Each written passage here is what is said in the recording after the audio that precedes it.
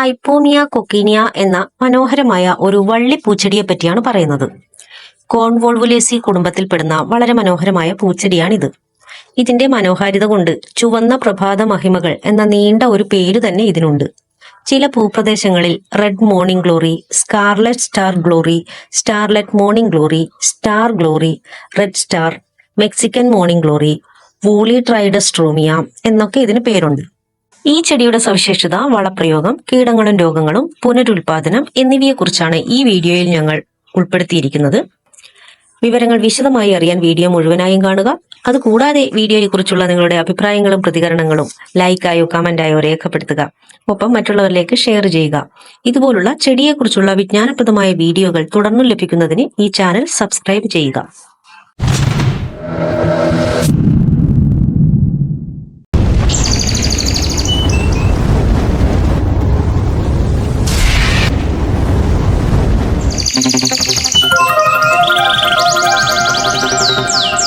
ഹൈപ്പോമിയ എന്ന പേര് വന്നത് ഗ്രീക്ക് പദങ്ങളിൽ നിന്നാണ്.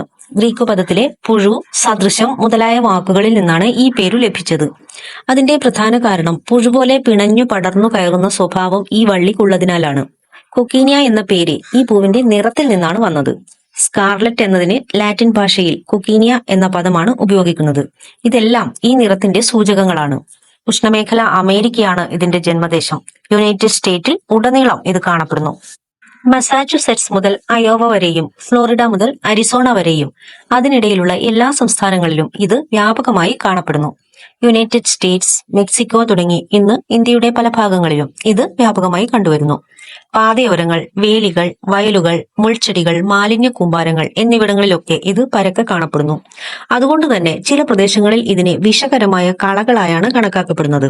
എങ്കിലും ഹമ്മിങ് ബേർഡ് പോലുള്ള പരാഗണ ജീവികളെ ഇത് ആകർഷിക്കുന്നു. ഇവ വളരെ പെട്ടെന്ന് പടർന്നു കയറുന്ന ഒരു ചെടിയാണ്. ഇതൊരു വാർഷിക സസ്യം കൂടിയാണ്. അതിനാൽ ഒരു വേനൽക്കാല സ്ക്രീൻ നിർമ്മിക്കാനും ചിത്രശലഭങ്ങളെ ആകർഷിക്കാൻ വേണ്ടി വേലികൾക്ക് മുകളിലുമൊക്കെ ഇത് പടർത്തി വളർത്താം. നവംബർ മുതൽ ജനുവരി വരെയുള്ള മാസങ്ങളിൽ ഈ ചെടി പൂക്കുകയും ജനുവരി ഫെബ്രുവരി മാസങ്ങളിൽ കായ്കൾ ഉണ്ടാവുകയും ചെയ്യുന്നു. ഈ പൂക്കളിൽ നിന്നും ക്യാപ്സുലാർ കായ്കളാണ് ഉണ്ടാകുന്നത്. ആ പഴങ്ങൾ 6 മുതൽ 7 മില്ലിമീറ്റർ വരെയുള്ള ഗോളാകൃതിയിലുള്ള ഇളം തവിട്ടു നിറമാണ്. അതിൽ 4 വിത്തുകൾ വരെ അടങ്ങിയിട്ടുണ്ട്.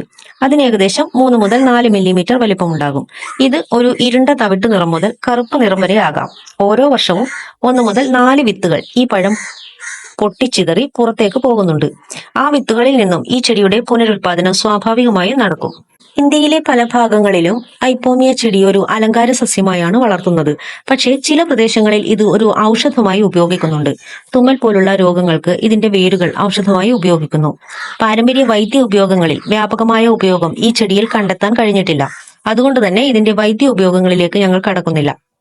ഇതിന്റെ ഇല ഹൃദയാകൃതിയിലാണ്. അവയ്ക്ക് ആഴത്തിലുള്ള ലോബുകളും ഉണ്ട്. സാധാരണയായി 3 ഭാഗങ്ങളുള്ളവയാണിത്.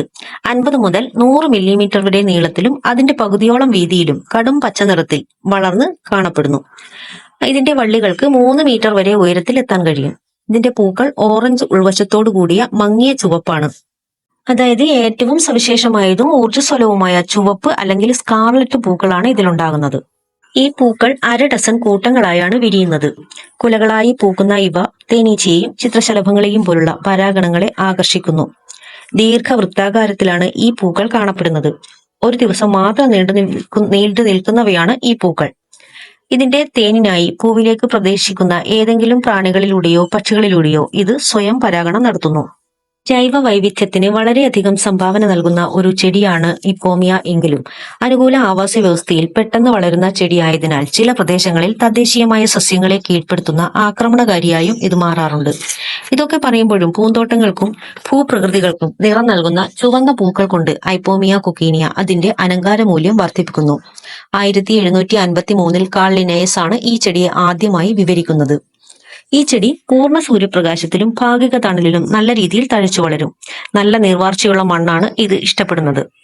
വരണ്ട സമയങ്ങളിൽ ഈ ചെടിക്ക് നനവ് ആവശ്യമാണ്. പലതരം മണ്ണിൽ വളരുന്ന ചെടിയാണെങ്കിലും ചെറുതായി അസിഡിറ്റി മുതൽ ന്യൂട്രൽ വരെയുള്ള pHലാണ് നന്നായി വളരുന്നത്. അതായത് 6നും 7നും ഇടയിലുള്ള pH ലെവൽ. കൂടാതെ പലതരം മണ്ണിലും ഇത് വളരുന്നു. ഹൈപ്പോമിയ കൊക്കീനിയയ്ക്ക് നൽകേണ്ട വളങ്ങളെ കുറിച്ച് നോക്കാം. അധികം വളപ്രയോഗങ്ങൾ ആവശ്യമില്ലാത്ത ചെടിയാണെങ്കിലും അലങ്കാര ആവശ്യത്തിന് നിങ്ങൾ ഈ ചെടി വളർത്തുകയാണെങ്കിൽ നല്ല രീതിയിലുള്ള പൂക്കൾക്കും മനോഹരമായ മുകൾ പടർപ്പിനും വളപ്രയോഗം നടത്തുന്നത് നല്ലതാണ്. ഈ ചെടിയുടെ സജീവമായ വളർച്ചാഘട്ടത്തിലേക്ക് കടക്കുമ്പോൾ വസന്തകാലത്തിന്റെ തുടക്കത്തിൽ നിങ്ങൾക്ക് വളം നൽകാം.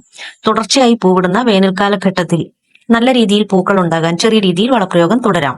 നൈട്രജൻ, ഫോസ്ഫറസ്, പൊട്ടാസ്യം എന്നിവ തുല്യ അളവിലുള്ള പൊതു ആവശ്യത്തിനുള്ള സമീകൃത വളം ഉപയോഗിക്കാം. 10ന്റെയോ 14ന്റെയോ അനുപാതത്തിലുള്ള വളം ഇതിന് അനുയോജ്യമാണ്. വളം പ്രയോഗിക്കുമ്പോൾ ചെടിയുടെ ചുവട്ടിൽ തുല്യമായി വിതറുക. ചെടിയുടെ തണ്ടുമായിട്ടോ ഇലയുമായിട്ടോ ഉള്ള വളത്തിന്റെ നേരിട്ടുള്ള സമ്പർക്കം ഒഴിവാക്കുക. വളം പ്രയോഗിച്ചതിന് ശേഷം ചെടിയുടെ ചുവട് നന്നായി നനയ്ക്കുക. ഇത് പോഷകങ്ങളെ മണ്ണിൽ ലയിപ്പിക്കാനും പോഷകങ്ങൾ വേരിലേക്ക് പെട്ടെന്ന് ലഭിക്കാനും സഹായിക്കും.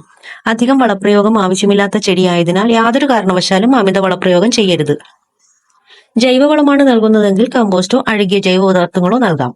കണ്ടെയ്നറുകളിലാണ് വളർത്തുന്നതെങ്കിൽ പൂച്ചെടികൾക്ക് പ്രത്യേകമായി രൂപപ്പെടുത്തിയ സ്ലോ റിലീസ് വളം തിരഞ്ഞെടുക്കുക. ഇനി ഇതിനെ ബാധിക്കുന്ന രോഗങ്ങളും കീടങ്ങളും എന്തൊക്കെയാണെന്ന് നോക്കാം. മുഞ്ഞ, ചിലന്തിക്കാശ്, വെള്ളീച്ച, കാറ്റർപില്ലർ എന്നിവയാണ് ഇതിനെ ബാധിക്കുന്ന കീടങ്ങൾ. കൂപ്പൽ, ഇലപ്പുള്ളി, വേരുചീയൽ എന്നിവയാണ് രോഗങ്ങൾ. ഇതിന്റെ നിയന്ത്രണവും പരിപാലനവും വിശദമായി അറിയാൻ ഐവി പാരഡൈസിന്റെ വെബ്സൈറ്റിലെ പ്ലാന്റിംഗ് ആൻഡ് കെയർ പേജ് സന്ദർശിക്കുക. വിത്ത് മുളപ്പിച്ചും കട്ടിങ്ങുകൾ വെട്ടിനട്ടും പുതിയ ചെടികൾ ഉൽപ്പാദിപ്പിക്കാം. ഉൽപാദന പ്രക്രിയയുടെ വിശദ വിവരങ്ങൾ അറിയാൻ ഐവി പാരഡൈസിന്റെ വെബ്സൈറ്റിലെ ഡിഫറന്റ് പ്രൊപ്പഗേഷൻ മെത്തേഡ് എന്ന പേജ് സന്ദർശിക്കുകയോ പ്ലാന്റിംഗ് ആൻഡ് കെയർ എക്സിക്യൂട്ടീവുമായി വാട്സപ്പിൽ ബന്ധപ്പെടുകയോ ചെയ്യാം. ഈ പേജുകളുടെ ലിങ്കും പ്ലാന്റിംഗ് ആൻഡ് കെയർ എക്സിക്യൂട്ടീവിന്റെ നമ്പറും ഡിസ്ക്രിപ്ഷൻ ബോക്സിൽ കൊടുത്തിട്ടുണ്ട്. ഇവിടെ നിങ്ങൾക്ക് അറിയുന്നതും അറിയാത്തതുമായ ധാരാളം സവിശേഷതകൾ വിശദമായ പഠനത്തിനു ശേഷം ഞങ്ങൾ നിങ്ങളുടെ മുന്നിൽ അവതരിപ്പിക്കുന്നു. ഓരോ ചെടിയുടെയും മണ്ണിന്റെ ഘടനയും pH ലെവലും പറയുന്നുണ്ട്. അത് നിങ്ങളുടെ മണ്ണിന്റെ pH ലെവലുമായി താരതമ്യം ചെയ്ത് ഞങ്ങൾ പറയുന്ന വളപ്രയോഗത്തിന്റെ അളവിലും ക്രമത്തിലും ഓരോ പ്രാദേശിക സ്ഥലത്തെ കാലാവസ്ഥയും മണ്ണിന്റെ ഘടനയും അനുസരിച്ച് വ്യത്യാസങ്ങൾ വരുത്തേണ്ടതായിട്ടുണ്ടാവാം. അതിന് ഐവി പാരഡൈസിന്റെ പ്ലാന്റിംഗ് ആൻഡ് കെയർ എക്സിക്യൂട്ടീവുമായി ബന്ധപ്പെടുകയോ നിങ്ങളുടെ നാട്ടിലുള്ള പരമ്പരാഗത കൃഷിമാർഗങ്ങൾ അവിടെയുള്ള പരമ്പരാഗത കൃഷിക്കാരിൽ നിന്നും വിവരങ്ങൾ ശേഖരിച്ച് ചെയ്യുകയോ ചെയ്യാം. അതിലുപരി പരമാവധി പ്ലാന്റുകൾ കണ്ടെത്തി അത് നിങ്ങൾക്ക് മുന്നിൽ എത്തിക്കാനും ശ്രമിക്കുന്നു. അപൂർവങ്ങളായ ധാരാളം ചെടികൾ ഐവി പാരഡൈസിന്റെ ഷോപ്പിംഗ് സൈറ്റിൽ ലഭ്യമാണ്. അവ സൈറ്റിൽ നിന്നോ ഈ വീഡിയോയിൽ പറയുന്ന വാട്സപ്പിൽ ബന്ധപ്പെട്ടോ വാങ്ങാവുന്നതാണ്. ഐപ്പോമിയ കൊക്കീനിയ ചെടിയുടെ സവിശേഷത, വളപ്രയോഗം, കീടങ്ങളും രോഗങ്ങളും, പുനരുൽപാദനം എന്നിവയെ ഉൾപ്പെടുത്തിയിട്ടുള്ള ഈ വീഡിയോ നിങ്ങൾക്ക് ഇഷ്ടപ്പെട്ടെങ്കിൽ നിങ്ങളുടെ അഭിപ്രായങ്ങളും പ്രതികരണങ്ങളും ലൈക്കായോ കമന്റായോ രേഖപ്പെടുത്തുക. ഒപ്പം മറ്റുള്ളവരിലേക്ക് ഷെയർ ചെയ്യുക. ഇതുപോലുള്ള ചെടിയെക്കുറിച്ചുള്ള വിജ്ഞാനപ്രദമായ വീഡിയോകൾ തുടർന്ന് ലഭിക്കുന്നതിന് ഈ ചാനൽ സബ്സ്ക്രൈബ് ചെയ്യുക.